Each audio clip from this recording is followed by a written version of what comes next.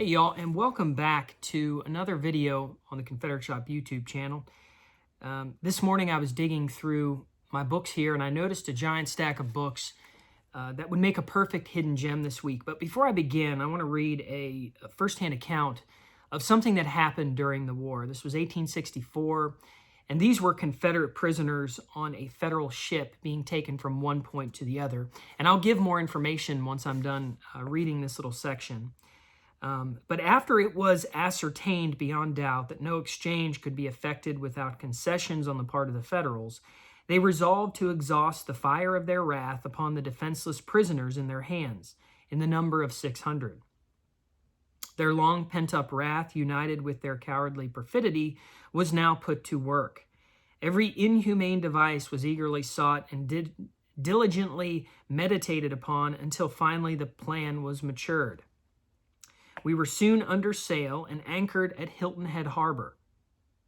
At this season of the year, the climate in the South is excessively hot, so hot that it can scarcely be borne by northern or western persons under ordinary circumstances, much less our condition, the thermometer being 96 to 99 degrees. Added to this immense heat and absence of fresh air was the heat from the boiler, which was kept heated continually, not for the purposes of sailing, for we were at harbor, but to torment and punish us with the powerful heat. The misery was depicted in every countenance, and every visage wore the deepest aspect of woe. Every breath that was heaved forth betrayed the emotions of a repining spirit, hourly losing its vitality by the horrible sufferings and rushing it rapidly into eternity. Almost every breath was heaved forth with a groan of horror. Every groan was one of misery and wretchedness, and told in words too plain for refutation. How the miserable wretch was wasting away his life, and how fearful the heat was telling upon his vitals. Just reading on some of the conditions on the boat, which were pretty severe. Many men died, obviously, but they were given food. But the food given to us during this suffering was of the roughest quality, and in quantity was not sufficient to allay the gnawing pangs of hunger. It consisted of pickled pork, having been damaged by shipping and various other causes until it was unfit for use in the army, and army crackers, which looked as though they had been manufactured for use in the War of 1776. They were entirely unfit for eating and would not have been eaten by the dogs of a farmer. They were completely filled with worms, bugs, and other living creepers, and yet so great was our hunger that we ate them with greediness and thought they were quite palatable.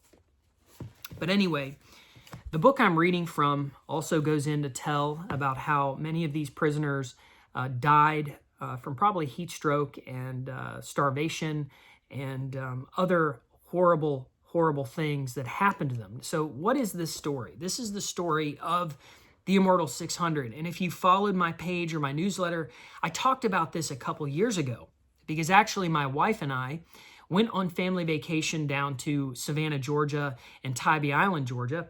And close by to that location is Fort Pulaski, where the Immortal 600 were actually located at one point in their story.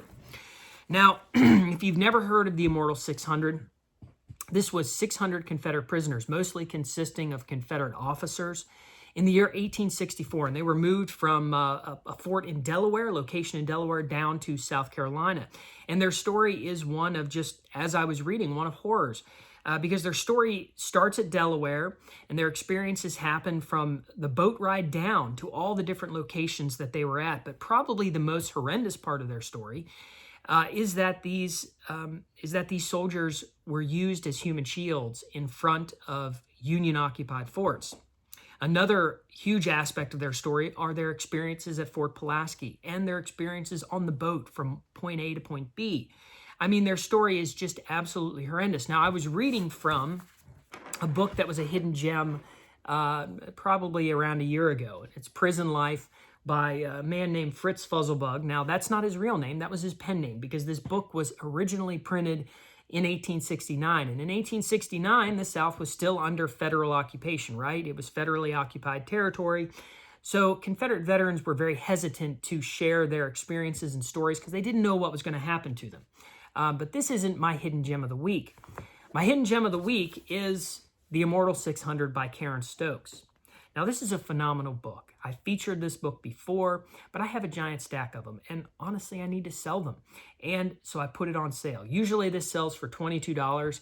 I have it on sale for $19.99. What makes this book great is Karen is a phenomenal author. She also uses various accounts from books like Prison Life to tell the story. So it's personal, firsthand accounts of those that were there and experienced all these horrors. Also, another great part of this book is that it's chock full of photographs that can give you an idea of exactly where these soldiers were and what these soldiers experienced by all the different sketches that are in the book, and also the characters, both Union and Confederate, that are talked about. So that's what makes this book fantastic. This is our hidden gem of the week. And as I said, I visited Fort Pulaski a couple years ago with my wife, and I was really surprised that none of the National Parks volunteers, people that were there, could tell me anything about the Immortal 600. But once you start digging into this story, you understand why they don't want to talk about the Immortal 600, because it is a horrible stain on the federal government, on the Union soldiers that were occupying those places down south and were interacting with the prisoners. Obviously, they don't want to talk about it. And unfortunately, I had gone all around the fort, and I didn't realize that there was a monument there at Fort Pulaski for the Immortal 600.